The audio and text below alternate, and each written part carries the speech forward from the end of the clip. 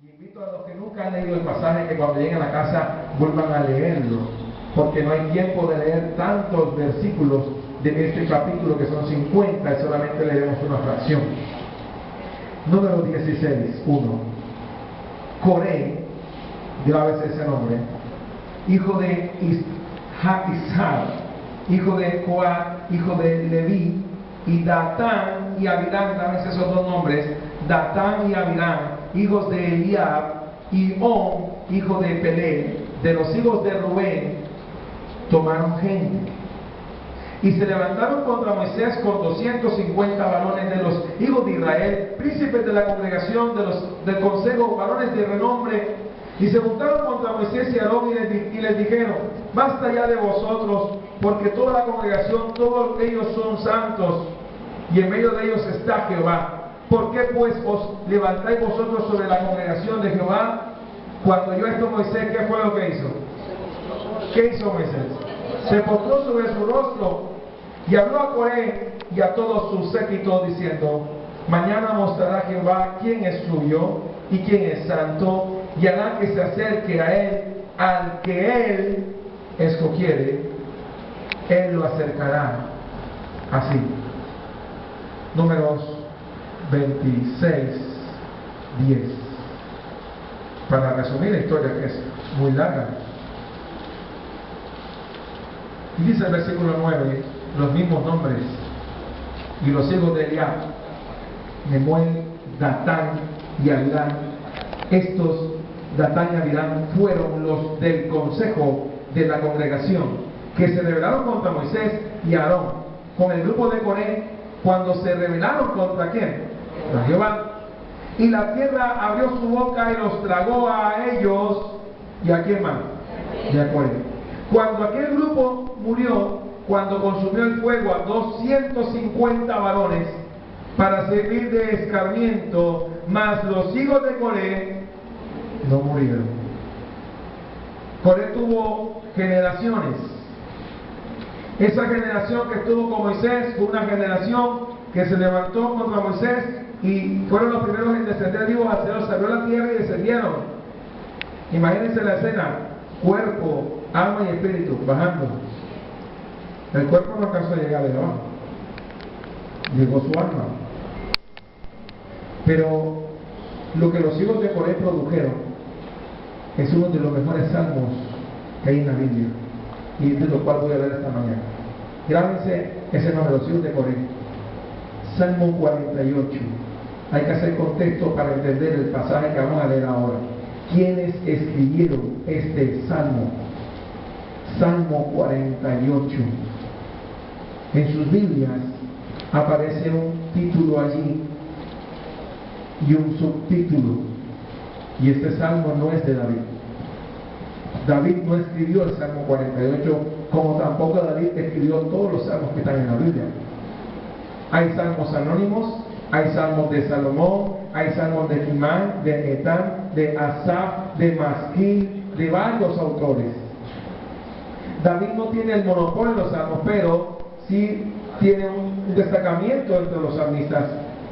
Pero hubo un grupo de hombres que sobrevivió a esa juicio que Dios hizo sobre Coré, y ellos lograron ver escenas de la eternidad. Y quiero que cuando leamos el Salmo 48 tengan en cuenta que el Salmo 48 no está hablando de las cosas temporales que perecen, está hablando de las cosas que permanecen para siempre. Las cosas materiales y temporales que dice la Biblia perecen, ¿verdad? Se desgastan. ¿Qué hacen? Se destruyen. Las casas en que usted vive no es eterna. El automóvil que usted conduce no durará 1000 años. La empresa donde usted labora muy bien por eso, pero no es un Dios. El Salmo 48 tiene un título y un subtítulo: hermosura y gloria de Sión. Y el subtítulo dice algo para tener en cuenta: cántico, salmo de los hijos de cuánta misericordia junta. No murieron todos. Y esa generación escribió una escena celestial. Grande es Jehová cuando uno no lee el contexto, no se da cuenta de quiénes están escribiendo el Salmo. Los sobrevivientes del juicio de Dios sobre una familia y linaje. Pero siempre Dios deja un remanente como testimonio a través de la historia. Y esta generación se le reveló diciendo: grande es Jehová y es digno de ser en gran manera, ¿qué? No de cualquier manera, en gran manera. Su nombre merece reconocimiento, su nombre merece un lugar en la congregación de los justos. En gran manera alabado. En la ciudad de quién? En su monte santo. El lector desprevenido que no estudia la escritura pensaría que está haciendo alusión a Jerusalén. Los hijos de Coré que sobrevivieron al juicio no conocieron Jerusalén. No, es imposible. Jerusalén primero tuvo una historia que se remonta al tiempo cuando Jacob colocó una piedra, ¿se acuerdan? Donde durmió, y la ciudad que se llamaba Luz. Porque Jerusalén tuvo una historia antes de ser Jerusalén. Primero fue de naciones extranjeras, inclusive perteneció a los jebuseos. Y solo hasta David, miren cuántos años pasaron, dejó de ser de los jebuseos para pasar a ser posesión de Sión. Así que los hijos de Coré no están describiendo la ciudad terrenal de Jerusalén, a la cual muchos idolatran y no deberían hacerlo, porque esa no es nuestra ciudad eterna. Los hijos de Coré se les reveló un destello de la gloria de la eternidad de la ciudad de Dios que no se encuentra en la tierra, que no concuerda con los planes de los apóstatas de las riquezas terrenales, porque vamos a ver lo más valioso que lo material es lo eterno. En la ciudad de nuestro Dios, en su monte santo. Dos elementos que menciona la Biblia con muchos pasajes. La Biblia habla de una ciudad y de un monte santo.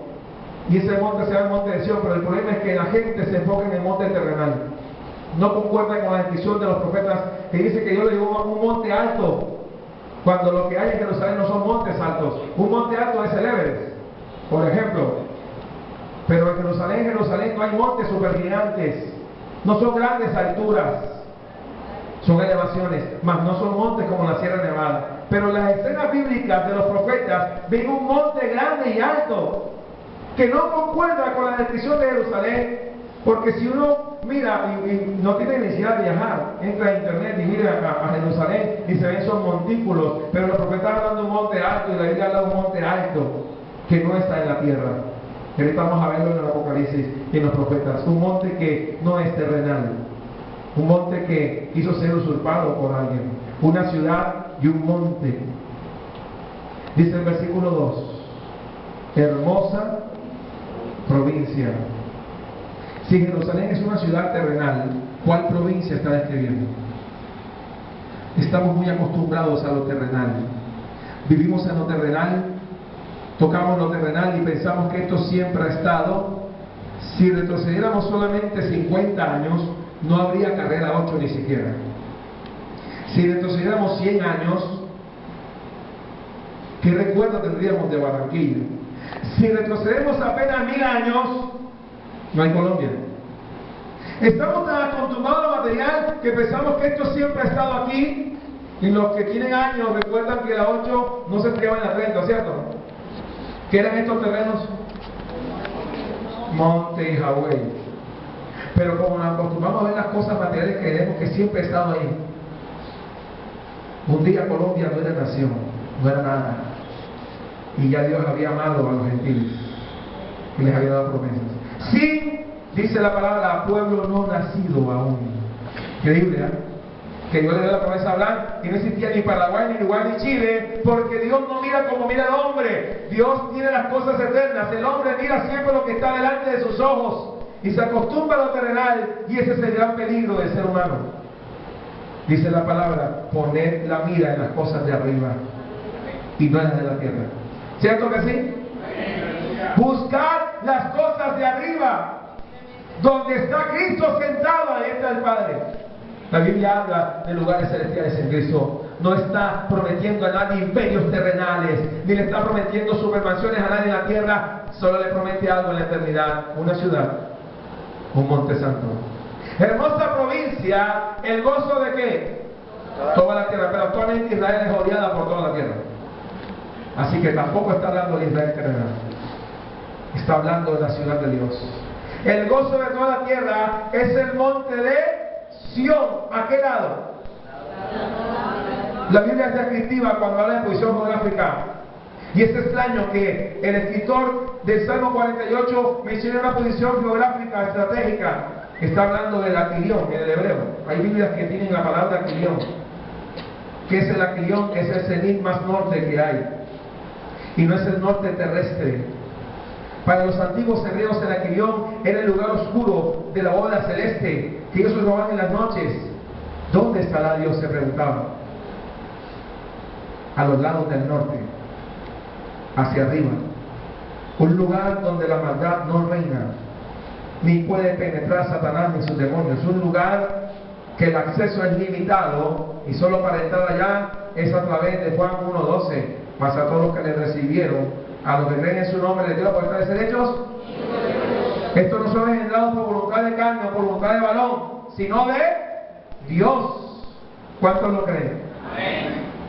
El gozo de toda la tierra es el monte Sión al lado del norte. ¿La ciudad de quién? Y por eso es que las citas paralelas los llevan a textos que Jesús mencionó en los evangelios.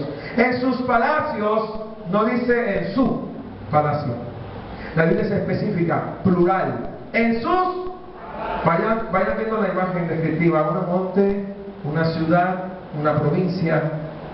Pero encima del monte hay un trono, que vamos a ver en los profetas. En sus palacios, Dios es conocido por qué. Bueno, Jerusalén no tenía palacios, tenía la casa del rey, el templo y otros edificios que no merecían ser llamados palacios.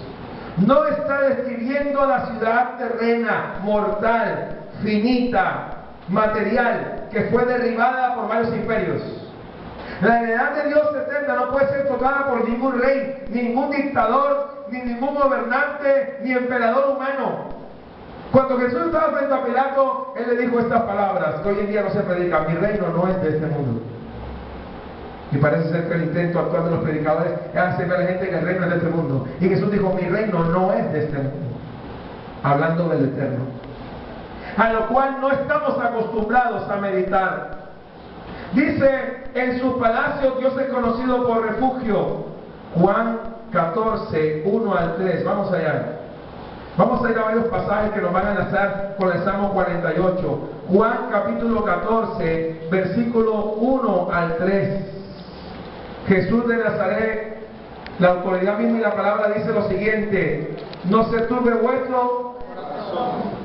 No se turbe vuestro corazón. El creyente, el cristiano verdadero, no turba su corazón, porque Jesús es su fortaleza, y le dice: no se turbe vuestro corazón, creéis en Dios, creed también en mí. Es imposible ir al Padre sino a través del Hijo. Jesús dijo: yo soy el camino, la verdad y la vida. Nadie viene al Padre, nadie viene, no dice nadie va. La Biblia tiene verbos específicos, no dice nadie va, dice nadie viene, como si Él estuviera allí al lado del Padre. Nadie viene al Padre sino por mí.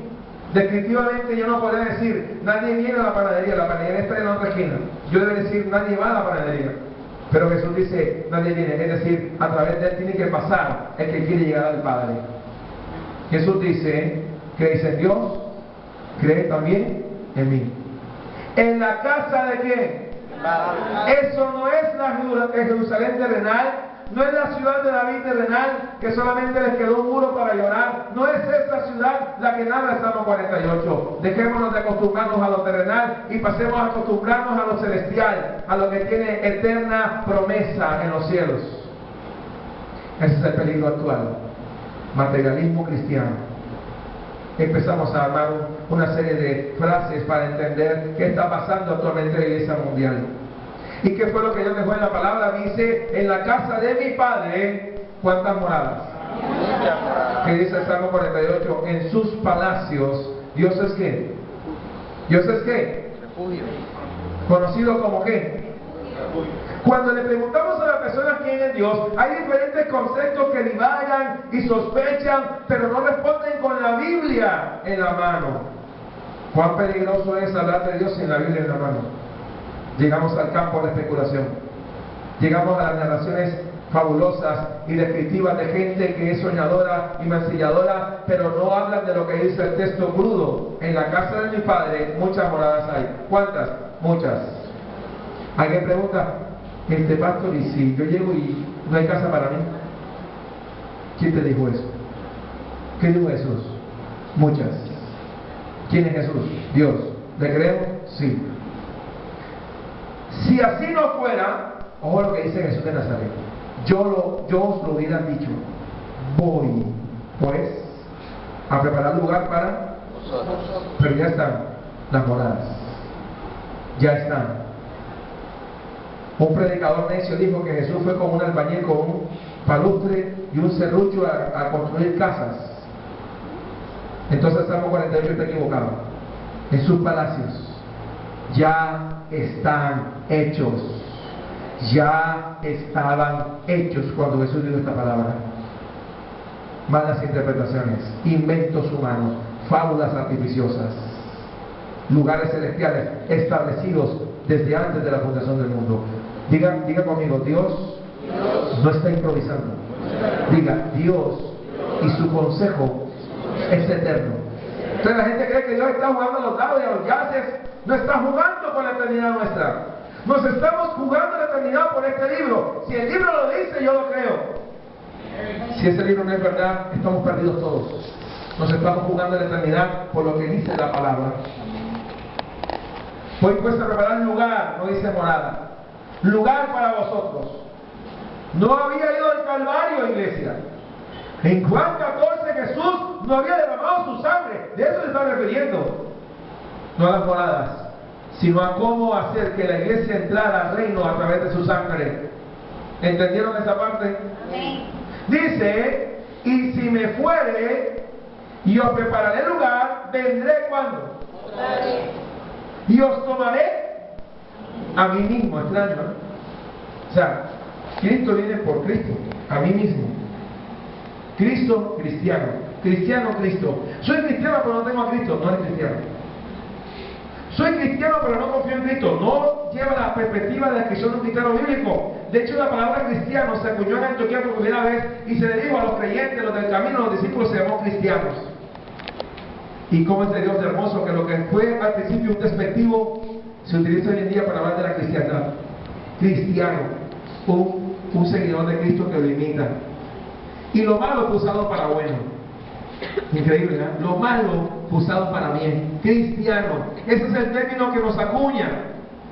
Un Cristo que se ve en nosotros. Pero mira lo que dice el pasaje. Dice, y os tomaré a mí mismo para que donde yo estoy, ¿qué dice? Vosotros también que estéis. Y sabéis a dónde voy. Y sabéis el camino. No voy a seguir explicando porque es más largo la explicación.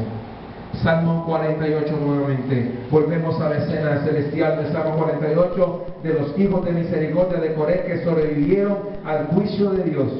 Un remanente pequeño que narra una escena celestial. Eso va a pasar también otra vez en la iglesia. Un pequeño remanente va a entrar por las puertas celestiales. No una gran cantidad, no la masa que está prometiendo la gran ramera, no la masa de gente en masificación de fe, sino solamente un remanente que escucha la voz de su Señor. Dice el versículo 4, porque aquí los reyes de la tierra se reunieron, pasaron todos. Otro hecho extraño, los hijos de Coré están hablando de un tiempo remoto. Dice el versículo 5, y viéndola a ellos, ¿cómo es posible que los reyes de la tierra hayan visto la heredad de Dios?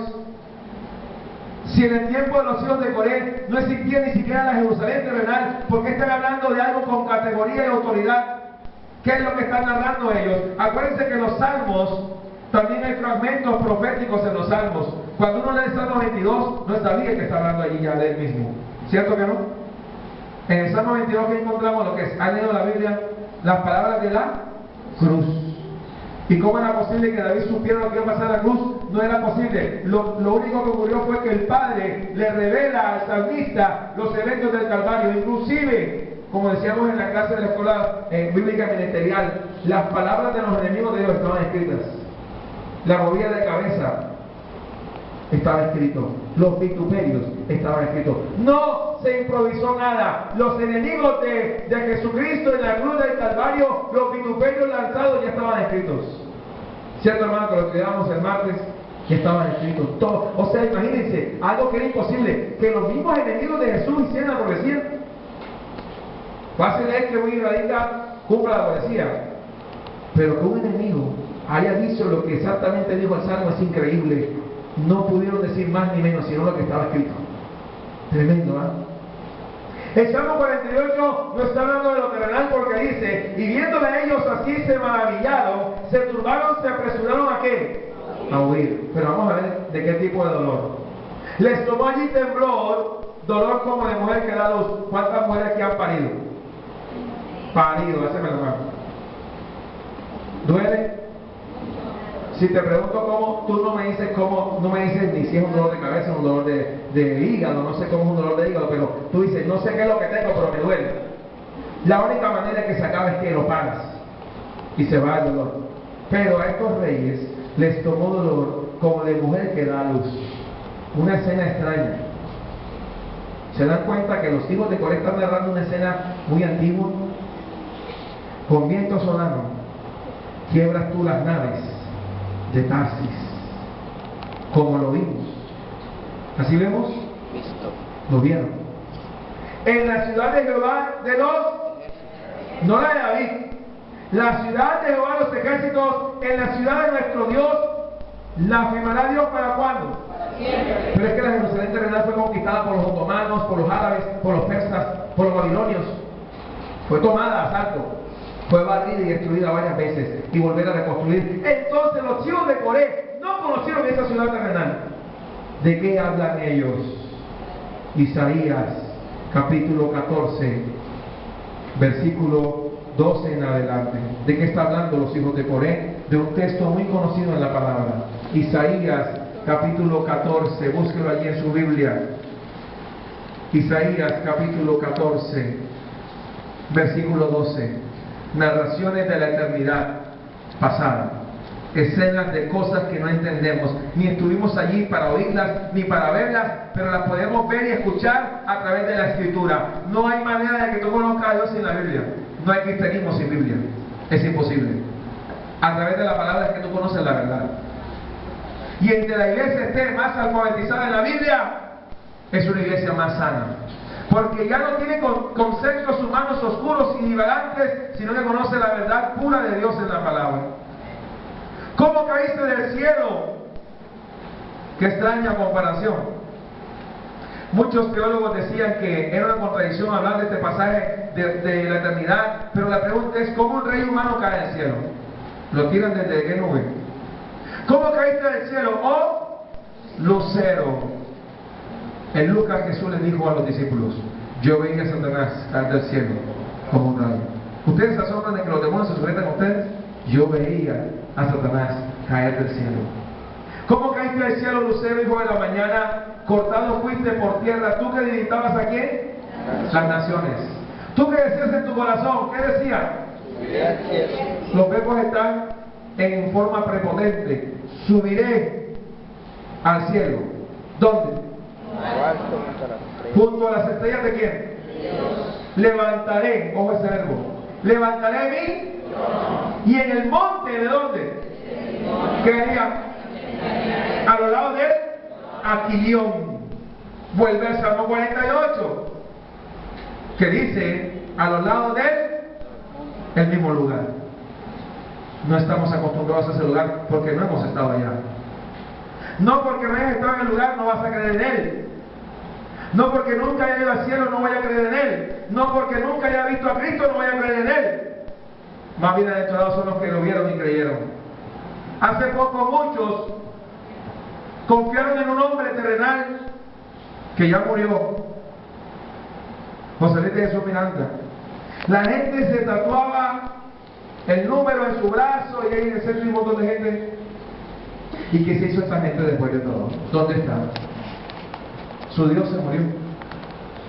Y aparte de que era maluco el hombre, no pudo levantarse de los muertos.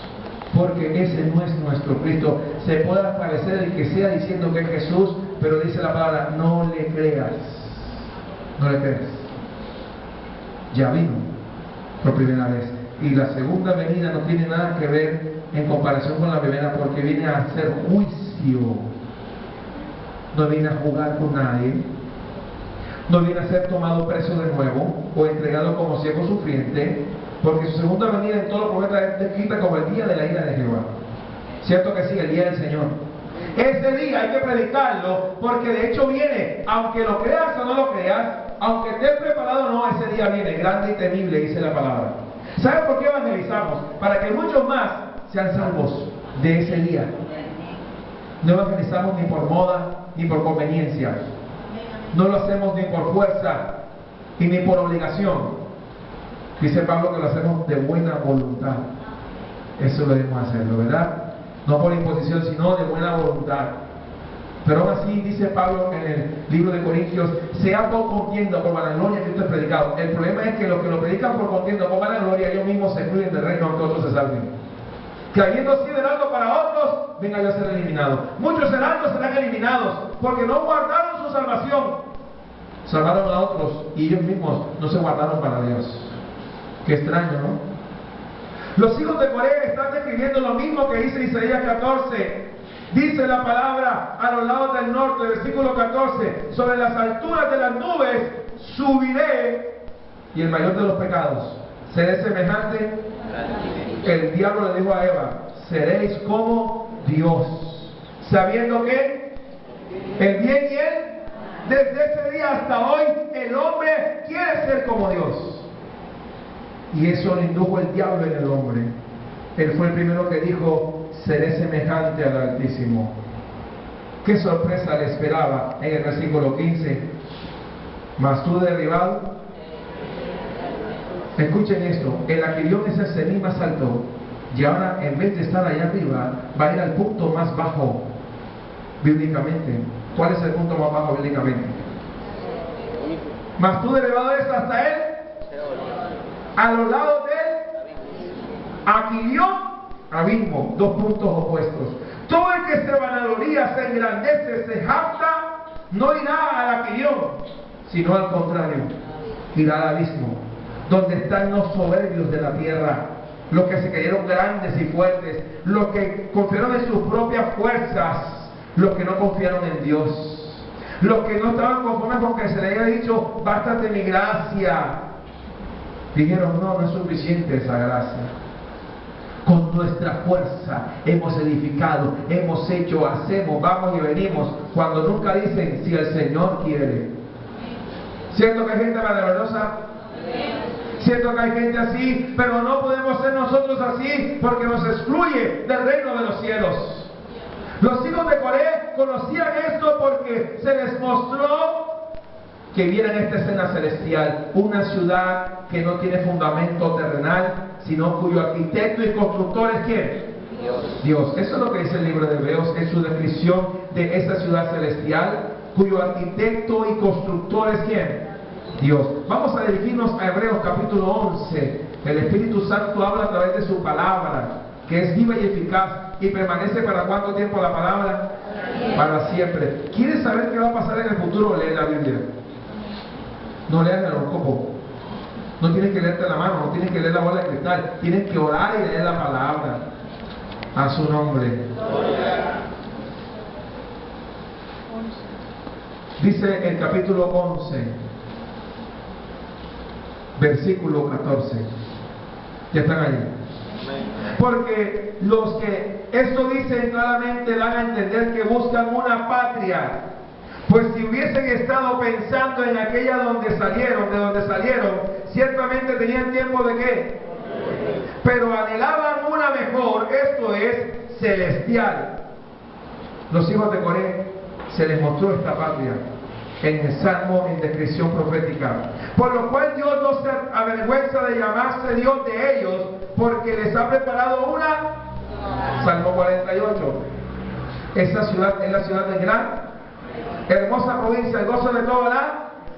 Le preparó una, no la ciudad terrenal que está en Israel, sino la ciudad celestial. Por la fe Abraham, cuando fue probado, ofreció a Isaac, y el que había recibido las promesas ofrecía a su unigénito, habiéndosele dicho: en Isaac te será llamada descendencia, pensando que Dios es poderoso para levantar aún de entre los muertos, de donde el sentido figurado también le volvió a recibir. Escucha lo que dice la palabra más adelante, porque habla acerca del lugar de nuestra morada. Versículo 26, ¿qué dice? Teniendo por mayor riquezas el vituperio de Cristo que los tesoros de los. Lastimosamente la iglesia moderna anhela más los tesoros de los egipcios que el vituperio de Cristo, ¿cierto? Amén. Porque tenía puesta la mirada ¿dónde? ¿Dónde? En el galardón. Pero ellos buscaban una ciudad cuyo arquitecto y constructor es el Señor Jesucristo. Amén. Hebreos 12, pase al 12, gloria al Señor, versículo 18, ¿ya están ahí? Porque no os habéis acercado al monte que se podía palpar, escuchen esto, y que ardía en fuego a la oscuridad y a las tinieblas y a la tempestad. Extraño que en la manifestación de Dios haya oscuridad y tempestad. Eso fue lo que se vio sobre el monte de Dios. Al sonido de la trompeta y a la voz que hablaba, a la cual los que la vieron rogaron que no se les hablase más. No querían escuchar esa voz, porque no podían soportar lo que se ordenaba. Si aún una bestia tocara el monte, será peleada o pasada con dardo. Y tan terrible era lo que se veía, que Moisés dijo lo siguiente: estoy ¿qué? Espantado y temblando. Eso no se predica hoy en día porque no está de moda, porque eso no vende libros ni hace películas. ¿Quién va a querer leer un pasaje como este? Sino que os habéis acercado al monte de ¿quién? De Sión, a la ciudad del Dios vivo, Jerusalén. Pero dice ¿cuál? ¿La qué? Salmo 48, hermosa provincia, el gozo de toda la tierra es el monte Sión a los lados del norte. ¿La ciudad de qué? Definitivamente no está hablando de la misma ciudad que están queriendo construir los judíos nuevamente. Está hablando de la celestial. ¿Cierto que dice la celestial? En mi Biblia está igual, o en la Biblia suya cambió. O en la Biblia suya dice la terrenal. A la compañía de ¿cuántos? Muchos millones de qué? Escenas celestiales a las cuales no estamos acostumbrados y no estamos poniendo la mirada en las cosas de arriba, sino en las de la tierra. Y las cosas de la tierra van a pasar. Tienen fecha de caducidad. Todos los artículos, todos, ¿cierto? Se vencen en tanto tiempo. Vence en tal fecha. Uno come la almohadilla de pan, le busca la fecha de vencimiento, porque todo eso, lo terrenal, tiene fecha de vencimiento. Pero hay algo que no tiene vencimiento: la vida eterna. ¿Sabías eso? ¿Quieres una buena noticia? Cristo te traspasó del reino de las tinieblas a su luz admirable. ¿Cuántos se gozan por eso? Aleluya. Un aplauso fuerte a Cristo. Escuchen lo que dice el versículo 23. A la congregación de los primogénitos que están, ojo, que están en los cielos, escritos, ¿dónde? Que están escritos ¿dónde? A Dios el juez de todos, a los espíritus de los justos, ¿hechos qué? A Jesús, el mediador del nuevo pacto, y a la sangre rociada, que habla mejor que ¿qué? Que la de Abel. Este pasaje, estos capítulos de la Biblia no dan lugar a la duda ni a temer. Habacuc capítulo 2, versículo 6 en adelante. Habacuc capítulo 2.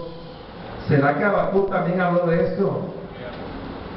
Habacuc capítulo 2. Nahum, Habacuc. Después de Nahum, Habacuc 2, 6.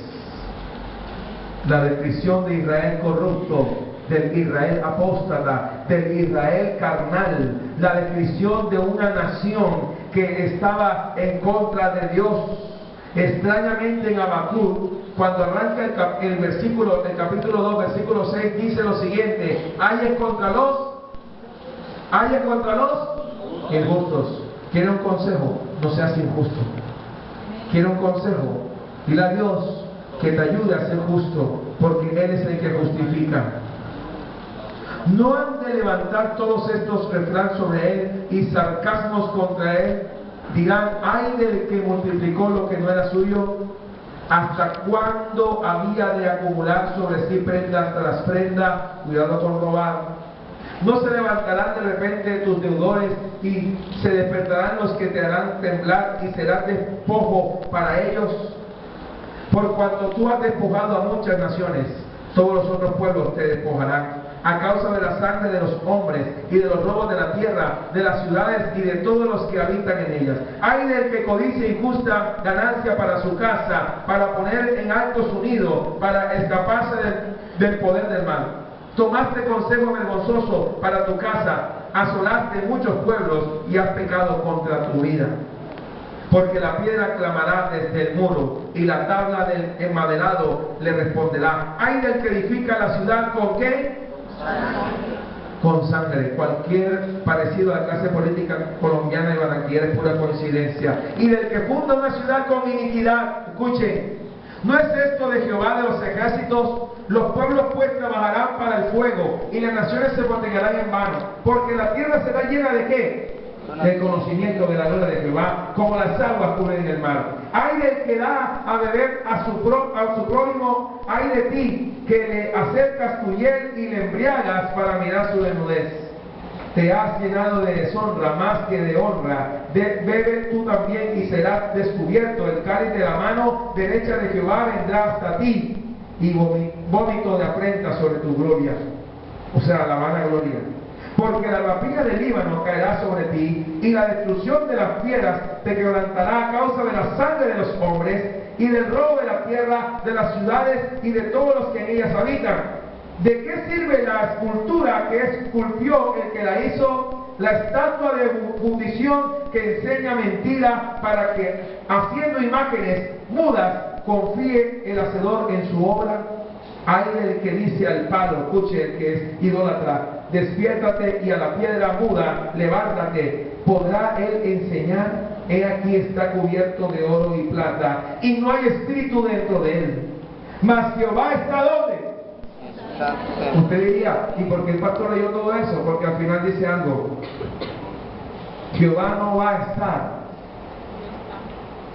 Jehová no estuvo, Él está en su santo templo. ¿Y qué dice luego? Calle delante de qué. ¿Saben que su trono no puede mover una recesión económica en un terremoto terrenal? ¿Saben que el trono de Dios no se mueve porque haya guerra en Colombia? Es inamovible. Es necio pelear contra el hacedor, porque su trono es un trono de gloria. ¿Y qué dice el profeta? Que es alto y sublime. Estamos tan acostumbrados a lo terrenal que hemos olvidado la grandeza de lo celestial. Y los hijos de Coré, increíblemente en misericordia de Dios, escribieron un salmo que narra eventos de la eternidad. ¿Cómo fue posible que vieron esa escena? ¿Quiénes estuvieron allá? Los ángeles caídos también vieron la ciudad, pero hay una cláusula: no entrar jamás otra vez. Increíblemente, los ángeles caídos vieron esa gloria, conocieron esa ciudad, pero nunca más volverán a entrar allá. ¿Sabes quiénes pueden entrar otra vez? ¿Quiénes pueden entrar, perdón? Los que confíen en el nombre de Jesucristo, pongan su confianza en Él, reconozcan que su sangre les ha limpiado de todo pecado, y que esperan en su gracia y misericordia. Satanás mismo nunca más volverá a entrar allá. No puede. Dice Juan: el príncipe de este mundo fue juzgado ya. No puede entrar. Esos reyes de los cuales habla la palabra no son reyes terrenales. ¿Quiénes eran esos seres de renombre en el pasado que disfrutaron estas cosas, pero nunca más volverán a entrar? Y por eso ahora Dios les preparó un lago de fuego. Un lago de fuego real.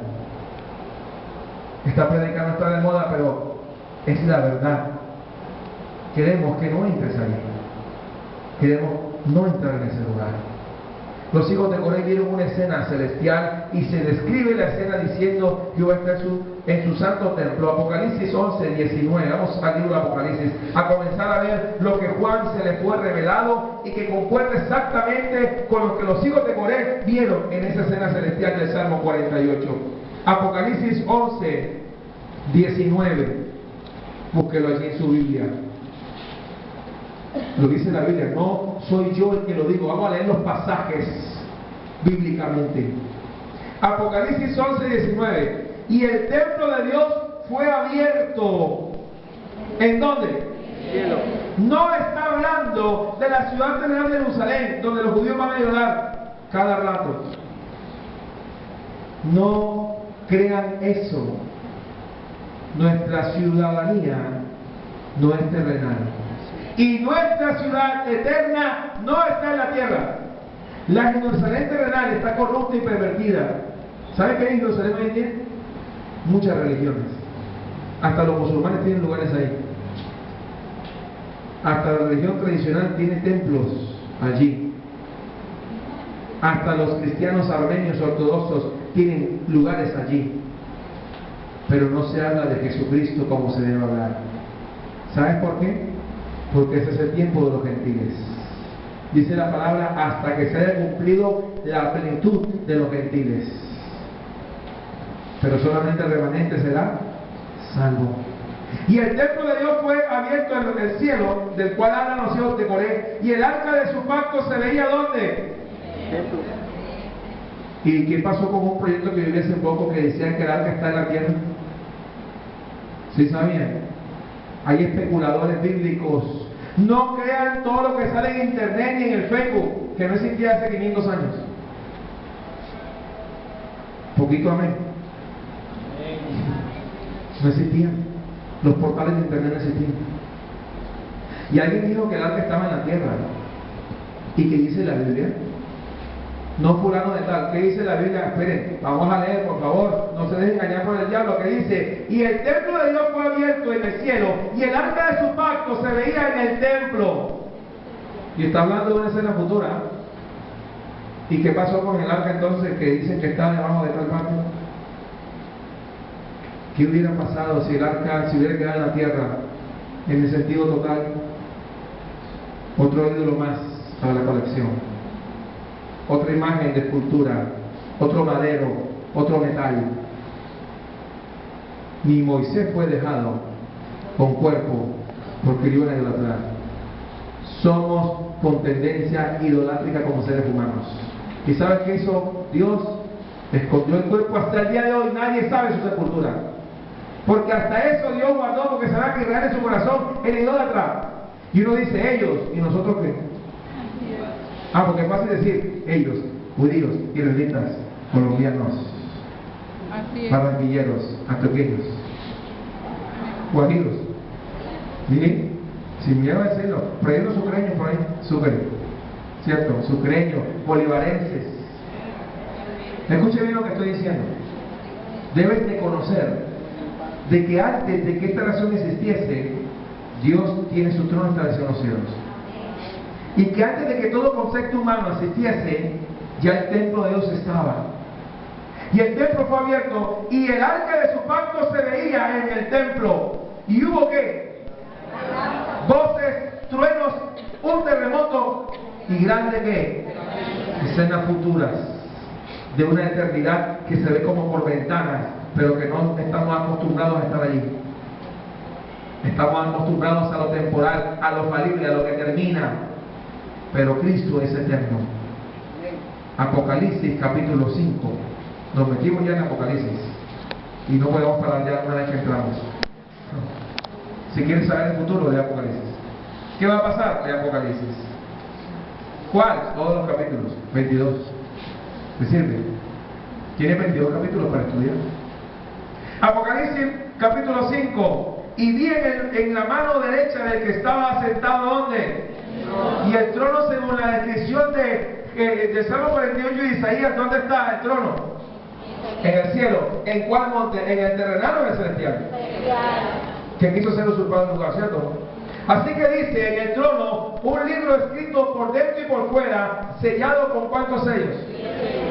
Y vi un ángel fuerte que pregonaba a gran voz y dijo esta pregunta que voy a repetir esta mañana: ¿quién es digno de abrir el libro y desatar sus sellos?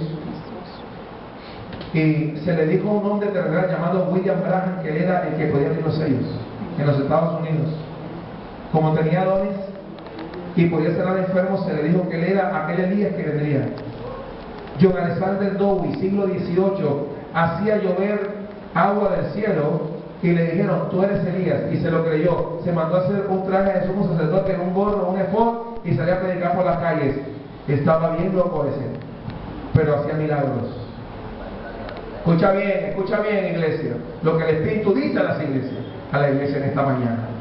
Y dice la palabra: y ninguno, ni el que está predicando esta mañana, ¿sabían eso? Yo no soy digno de estar acá. Esta mañana el Señor me confundió en la madrugada, me puso a llorar.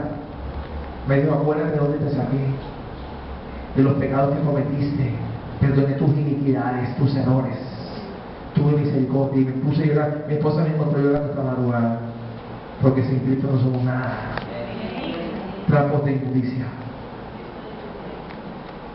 No vine a levantarte el ego, vine a decirte lo que dice la palabra que somos.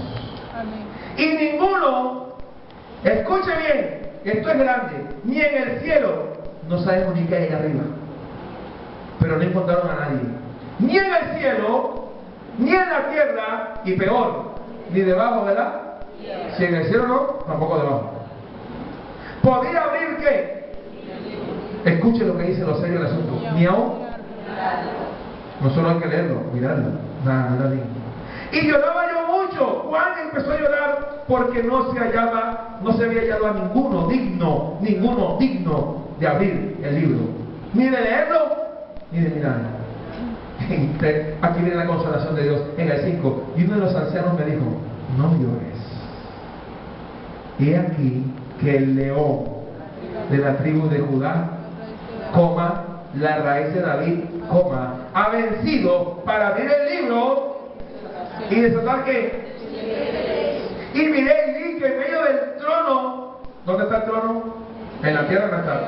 Y de los 4 seres vivientes y en medio de los ancianos estaba en pie un cordero, gloria a Dios, como inmolado, que tenía 7 cuernos y 7 ojos, los cuales son los 7 espíritus de Dios enviados por toda la tierra. La tierra será llena del conocimiento del Señor.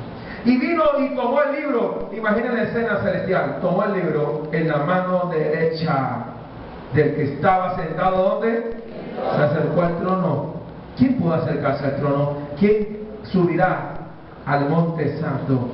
¿Quién morará en el lugar santísimo? El limpio de y puro de, quien no le va a su alma cosas vanas, el que anda en integridad. Jesús llegó, el Cordero, le quita el libro de la mano derecha del que estaba sentado ya en gloria en el trono. Escuchen lo que dice el pasaje. Ninguna escena de Hollywood puede escribir esta escena. Escuche, dice: tomó el libro de la derecha, ¿verdad? Qué hermoso. Escuchen lo que dice. Dice: un cordero como inmolado que tenía 7 cuernos, ¿verdad? Y vino y tomó el libro, el versículo 7, de la mano derecha del que estaba sentado en el trono. Y cuando hubo tomado el libro, los 4 seres vivientes y los 24 ancianos se postraron delante del Cordero. Todos tenían arpas y copas de oro llenas de incienso, que son las oraciones de ¿quiénes? Santos. Estás orando, hermano. Estás clamando. Y cantaban un nuevo cántico diciendo, escuchen lo que decía: digno eres de tomar el libro, no solo eso, y de abrir sus sellos, porque tú fuiste inmolado y con tu sangre nos has redimido para Dios de todo linaje. ¿Qué más? ¿Y qué más? Pueblo. ¿Y qué más? Colombianos, uruguayos, paraguayos, chilenos, árabes, japoneses, en el cielo hay de todo, chinos, rusos, ucranianos, bielorrusos, polacos, República Checa, lo que sea. Escucha lo que dice: y nos has hecho para nuestro Dios, ¿qué cosa? mas no terrenales, sino celestiales. Y reinaremos sobre la tierra, y miré y oí la voz de muchos ángeles alrededor del trono, y de los seres vivientes, y de los ancianos, y su número, ¿cómo era? No hice nada de ese número. No puede calcular Juan qué fue lo que vio. Dijo, millones de millones. Hay un montón de gente allá. Que decían a gran voz, el Cordero que fue inmolado, ¿se acuerdan? En la cruz, es digno de tomar el poder, ¿qué más? La sabiduría, la fortaleza, la honra, la gloria y la... digno de la honra y el poder, ¿verdad? Y a todo lo creado que está en el cielo y sobre la tierra y debajo de la tierra y en el mar y a todas las cosas que Dios hay, oí decir, a todos dijeron, ¿cómo dice? Al que está sentado en el trono. Tremendo, ¿ah? Al que está sentado en el trono y al Cordero sea la alabanza, la honra, la gloria y el poder. ¿Por cuánto tiempo? Por los siglos de los siglos. Los cuatro seres vivientes decían, amén. Pero no fueron seres humanos los que dijeron amén. Los cuatro seres vivientes. Y los 24 ancianos se postraron sobre sus rostros y adoraron al que vive por los siglos de los siglos. No te acostumbres a lo terrenal, porque mayores promesas son las celestiales. La ciudad de nuestro Dios, en su monte santo, hermosa provincia, el gozo de toda la tierra, es el monte Sión, a los lados del norte, la ciudad del gran rey. Ponte de pie esta mañana.